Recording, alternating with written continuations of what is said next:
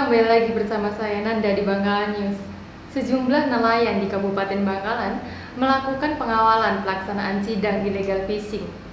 Mereka pun meminta kepada majelis hakim agar menjadikan barang bukti perahu sebagai pengganti kerugian para nelayan setempat. Berikut liputannya. Pada sidang illegal fishing yang digelar di Pengadilan Negeri Bangkalan, para nelayan arus baya meminta agar barang bukti seperti perahu yang ditahan dijadikan pengganti kerugian.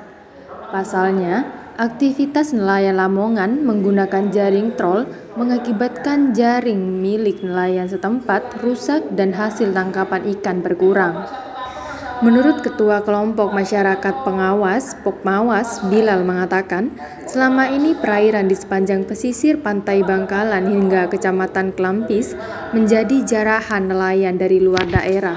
Bahkan, mereka menggunakan jaring trol yang merusak jaring nelayan setempat dan ekosistem laut. Kalau kerugian, rata-rata satu nelayan itu kalau memiliki 300 bubuk, 300 dikatakan 20.000 itu sudah itu satu nelayan. Nah, dikalikan sementara kita ada sekitar kurang lebih 150 nelayan yang hampir setiap harinya mesti ada yang hilang. Itu untuk nelayan arus baya saja. Sementara kayak nelayan di Kabupaten Bangkalan, kayak yang di Bangkalan, Bancaran, ini juga semua menjadi korban karena beroperasinya alat tangkap trol ini sepanjang perairan Bangkalan ini. Jadi ditarik mulai dari Bangkalan, nyampenya bisa sampai ke Kelampis. Nah, itu dampak kerugiannya. Siap. Jadi kalau tadi saya lihat ada banyak masa dari nelayan, kira-kira apa maksud tujuan ke sini? Apa mendampingi sampai kasus tuntas dengan tuntutan maksimal atau bagaimana?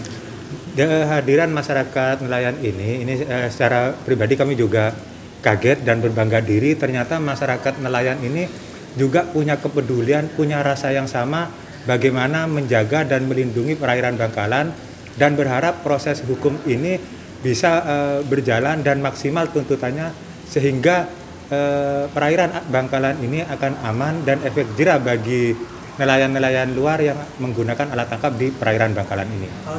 Sementara itu, kuasa hukum nelayan Bangkalan Hendrayanto menyatakan akan terus mengawal kasus ini sampai tuntas dan terdakwa dihukum sesuai aturan dan perundang-undangan yang berlaku, sehingga menjadi efek jera bagi nelayan yang melakukan pelanggaran, karena selama ini kasus illegal fishing biasanya diselesaikan secara kekeluargaan.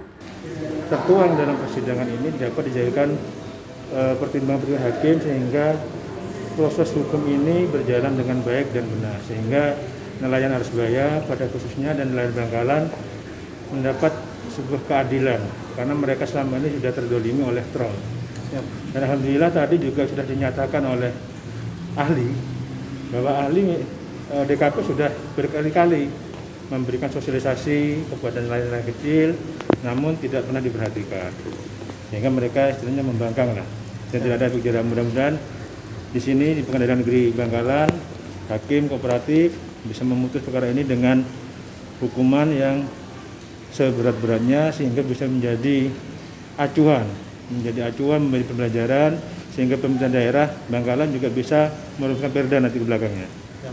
Kalau untuk terdakwa sekarang kan kemarin yang ditangkap lain 5 dan sekarang tadi kan terdakwa hanya 1. Ya. Kira-kira kelanjutannya bagaimana? Jadi tadi sudah disampaikan oleh Ketua Pengawas Arus Baya bahwa masyarakat Bangkalan Arus Baya meminta supaya 4 orang yang pernah diserahkan ini ditindaklanjuti kembali. Jadi situ sudah jelas, kalau dalam zona ZEE memang betul.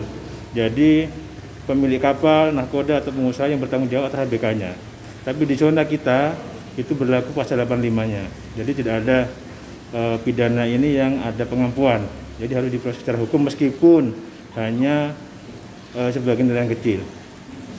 Jadi pelaku ini nanti dijerat pasal berapa dan hukumannya berapa tahun? Sementara kalau setahu saya pasal 85 sub 100B. Kalau pasal 85-nya itu maksimal 5 tahun dengan denda 2 miliar. Tim Bangkalan News melaporkan.